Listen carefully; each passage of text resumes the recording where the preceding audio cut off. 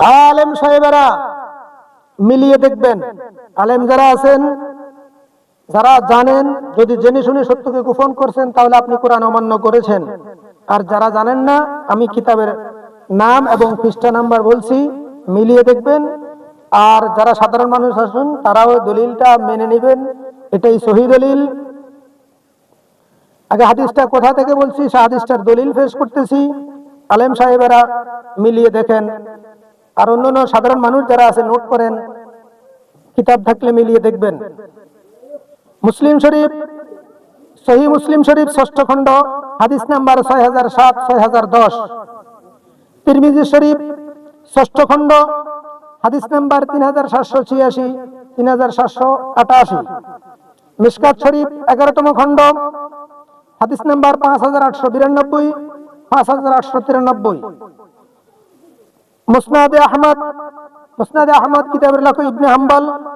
তারপরে মুস্তাদরাকে হাকিম, কানজুল উম্মাহ,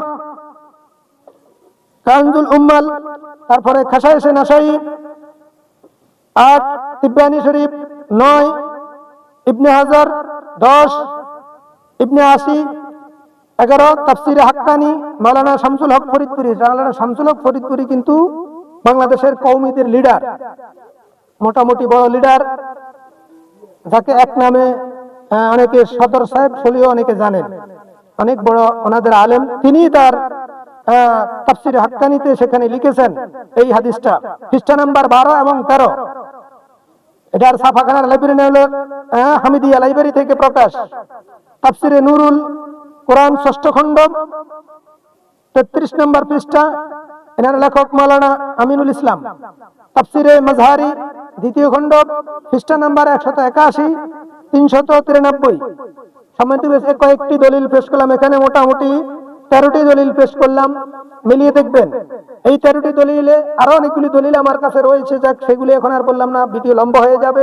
এই ১৩টি দলিলে প্রকাশ করতেছে আল্লাহ রাসূল সাল্লাল্লাহু আলাইহি ওয়াসাল্লাম বলেছেন যে আমি তোমাদের কাছে দুটি ভারী বস্তু রেখে যাচ্ছি, যদি তোমরা একে আঁকড়িয়ে ধরো এবং বা তাদের অনুসরণ করো তবে কখনোই তোমরা পথভ্রষ্ট হবে না।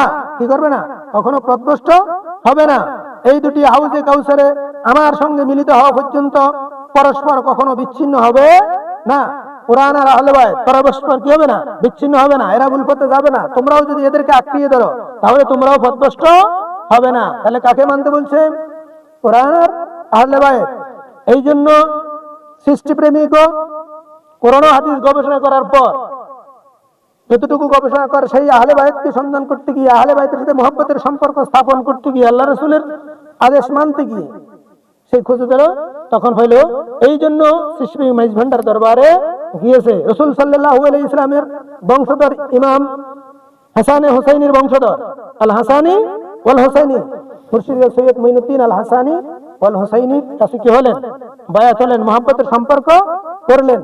কারণ তারা কি আওলাদে রসুল, আওলাদে রসুল। এই জন্য তাদের নামের পরেই লেখা হয় আল হাসানি আল হুসাইনি। কেন আল হাসানি আল হুসাইনি? দুইজন বংশ। আমার কাউসে বাগ আব্দুল কাদের জিলানীর মায়ের ছেলে যেমন হাসানি বংশ, পিতা ছিল কি হুসাইনি বংশের। ওখানে এসে দুইটা সমুদ্রের মিলন কেন্দ্র, সেখান থেকে গাউসে বাগ আব্দুল কাদের জিলানীর বংশধরে হলো মাইজ ভান্ডারী। গাউসে বাগ আব্দুল কাদের জিলানীর বংশধর হলো মাইজ ভান্ডারী। এই জন্য সৃষ্টিপ্রেমিক সেই আওলাদ রাসূলের দরবারে গিয়েছেন বা যাওয়া আসা করেন বা ওদেরকে মহব্বত করেন। কেন? তারা আওলাদে রাসূল। আর আল্লাহর রাসূল বলছে আমার আহল কখনো ভুল করতে যাবে। আল্লাহ পাক আমাদের সকলকে বুঝার তৌফিক দান করুক বলে আমিন।